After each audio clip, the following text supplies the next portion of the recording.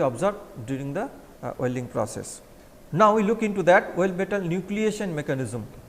So, there is a nucleation mechanism, basically the mechanism of nucleation actually controls the microstructure of the weld pool. So, we need some understanding on the nucleation mechanism actually prevents during the welding process. So, two things are there.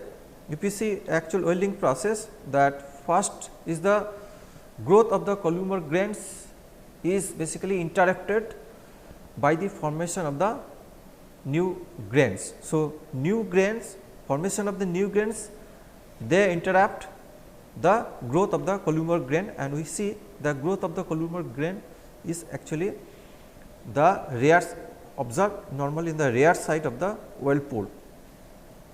In the other way, when the new grains form and that actually disturbs the growth of the epitaxial grains is interrupted. So, that disturbs the growth of the epitaxial growth of the grains also with the formation of the new grain. So, these two phenomena is counteracting with respect to each other.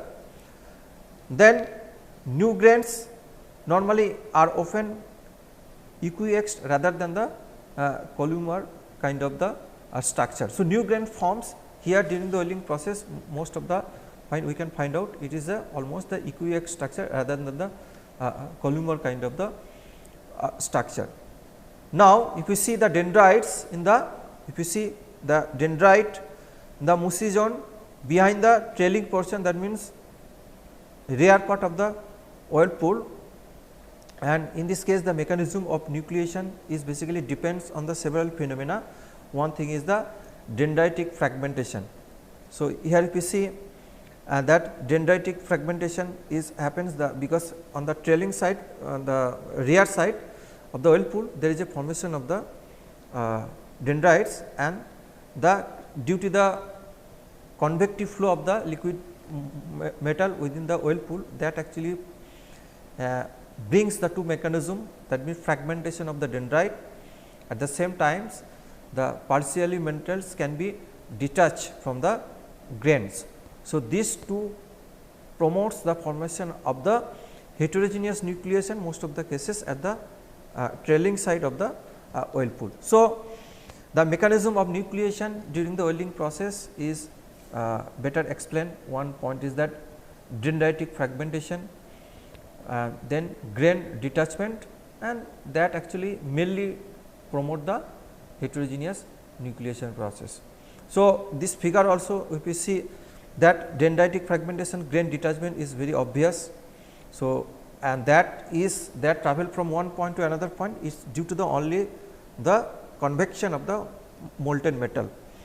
And here also other way that sometimes the nucleation mechanisms is basically driven by the external gas, that on the surface nucleation is mainly promoted using some kind of the cooling gas. So, cooling gas also having effect on the nucleation formation during the welding process. So, if we look into details that dendritic fragmentation in the welding process, that weld pool, and if you, it is obvious that weld pool convection is the main reason, principal reason to cause the fragmentation of the dendritic tips in the specifically in the Mussey zone. And then dendritic fragments are carried out by the bulk weld pool and act as a nuclei for the new grain. So, that dendritic fragments is basically acts as a site for the nucleation, and then since it acts as a site for the nucleation. So, basically in this case we can expect the heterogeneous nucleation, and due to this continuously convective flow of the material, that always try to promote the heterogeneous nucleation, and the finally it is a kind of equiaxed structure. So, that is why this dendritic fragmentation mechanism is also known as the grain refining mechanism of the weld metals. So, another mechanism is that in weld microstructure we can observe, that is a grain detachment. Here you can see that again the weld pool convection cause the partially melted grains to detach from the solid liquid interface, and again they can act as a nuclei for the formation of the new grain.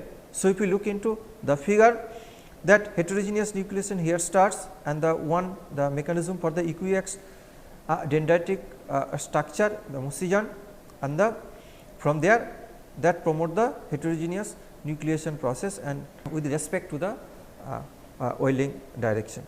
So, finally, the heterogeneous nucleation process, if the liquid metal contain mainly the heterogeneous nucleation process can be explained in that way, that if the liquid metal contains some foreign particles in the oil pool, then that actually acts as a site for the nucleation. So, in this case the very energy barrier, the critical energy barrier for the nucleation process is basically less, because some external particles actually start the initiates the nucleation process. So, that is why we also observe from the solidification theory also that in homogeneous nucleus and heterogeneous nucleation, theoretically almost the size of the critical radius of the nucleus are the same, but the energy barrier. So, amount of energy required to form the homogeneous nucleation is more as compared to the heterogeneous nucleation, because heterogeneous nucleation the external particles actually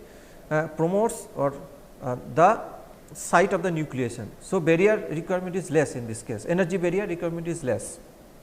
Now, if you look into that, what are the welding parameters that actually affect on the heterogeneous nucleation process. So, first thing is that formation of the equiaxed grains is enhanced by the higher heat input and the welding foot. So, it is observed from the directly the equiaxed grains from the microstructure, observe that higher heat input and very high welding speed that actually promotes the equiaxed structure. But with the increase in heat input as well as with increasing the welding speed, the temperature gradient at the end of the oil pool is actually reduces. So, although there is a heat input is very high, but at the same time the welding speed is also high, that promotes or that actually reduces the temperature gradient in the oil pool. Other way, with increasing the very high welding speed and at the same time thus increasing the welding speed also the increases the rate of the solidification. So, increment of this one is the by decrement of the G value, that means by decrement of the temperature gradient, and at the same time increment of the solidification rate actually that actually promotes lower down of the G by R ratio. So, G by R ratio should be decreased. So, in that sense that that actually effect of the G by R ratio. So, we can link with the type of the nucleation mechanism with respect to the welding parameters. Welding parameters means here the heat input and the welding speed. These are the two parameters. So, ratio of the GR again can be linked with that constitutional supercooling. That means, if ratio of G by R should be decreased, that means G by R ratio decrease, and that actually promotes the constitutional supercooling in front of the solid liquid interface.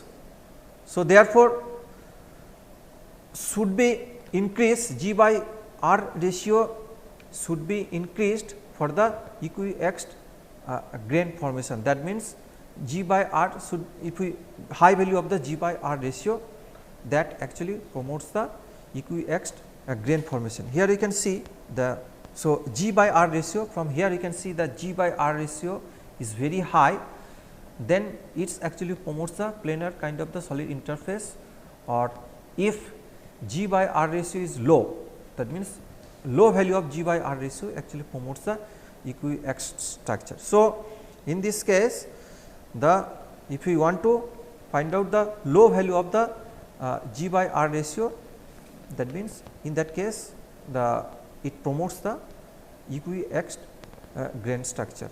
Now, how to control on the grain structure? So, we some overall knowledge about the oil microstructure. that actually significantly affect the mechanical properties. So, what way it affects the mechanical properties is that normally the weld metal tensile strength increases if the amount of the equiaxed grain is more. That means, within the solidified zone, if the amount of the equiaxed grain is more, that actually finally affects the increment of the weld joint strength. If equiaxed grains also, that means presence of the equiaxed grains in too much in the welded structure, that actually reduces the susceptibility of the weld metal for the solidification cracking during the welding process. Also there is another advantage, that if fine grain, that means overall grain size is very fine, that actually improves the ductility and toughness properties of the weld joint, specifically the steels, and specifically the in case of the steels and stainless steels welded cases. So, it is always advantageous to produce the equiaxed kind of or fine microstructure in the welded joint, that always try to improve the mechanical properties of the weld joint. But therefore, to find out the very fine weld microstructure, then what may be the factors or what way that actually impact on the microstructure during the welding process. So, first thing is the inoculation. Inoculation is that, as the inoculating, if we add the inoculating agent that promote the kind of heterogeneous nucleation process. So, if there is a promotion of the heterogeneous nucleation, then it is tried to form the almost kind of equiaxed kind of structure. So, this is one way to promote the equiaxed structure in the weld joint. Next is the whirlpool steering action, and that means if it is possible to mechanically steering the whirlpool, then it is possible to more or less kind of equiaxed kind of structure is possible to produce. Then arc oscillation. So, not keeping the arc as a fixed position, rather if you try to oscillate the arc, that also try to promote the formation of the equiaxed kind of structure. Arc pulsation, instead of using the continuous arc, if we use a pulse arc, then it also promotes the equiaxed kind of structure. Of course, sometimes the simulated surface nucleation, if you some extra heating or extra cooling system using the shielding gas on the surface of the liquid molten pool, that also try to promote the formation of the equiaxed structure. So, these are the different methodologies or techniques, that way we can produce the equiaxed structure in a solidified weld zone, and that is advantageous in terms of the we can expect